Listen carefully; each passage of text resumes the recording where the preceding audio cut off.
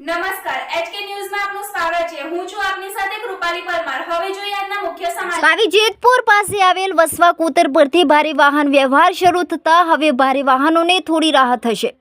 પાવી જેતપુર પાસે વસવા કોતરનું નાડું ભારે વરસાદને કારણે ભંગાણ થયું હતું, જેને લઈ જિલ્લા વહીવટીતંત્ર દ્વારા ભારે વાહન વ્યવહાર બંધ કરવામાં આવ્યો હતો। જ્યારે આજે 3 મહિના ઉપરાંતના સમયગાળા પછી છેવટે વહીવટીતંત્રએ આ નાળાનું સમારકામ પૂર્ણ કરાવી વસવા કોતર પાસે આવે નાડું ઉપરથી ભારે વાહન વ્યવહાર શરૂ કરવામાં આવ્યો છે, જેને લઈ ટ્રાન્સપોર્ટના પડી ભાગેલા રોજગારને ફરી જીવનદાન મળવાની આશા જોવા મળી રહી છે। જો કે આ સમયગાળા દરમિયાન બસ સેવા પણ બંધ હોય સમગ્ર પાવી જેતપુર સહિત છોટાઉદેપુર જિલ્લાની પ્રજાને ખૂબ મુશ્કેલી પડી રહી હતી।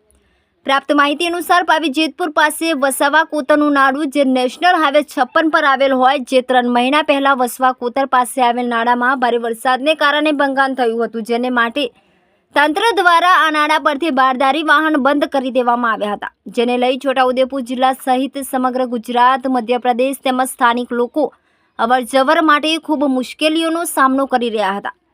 સલીમભાઈ માલાભાઈ, સ્થાનિક રહેવાસી, પાવી જેતપુર પાસે આવેલ વસવા કોતર તેની બાજુમાં આવેલ જે નાળું છેલ્લા 3 મહિનાથી તૂટેલી હાલતમાં હતું, એ નાળું આજે તંત્ર દ્વારા ચાલુ કરી દેવામાં આવેલ છે।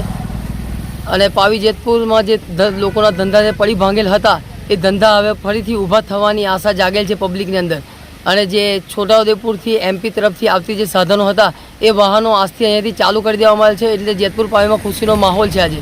અને જે જેતપુરના ધંધા જે પડી ભાંગેલ હતા, એ ધંધા ફરીથી ઊભા થવાની આશા છે હવે અમને।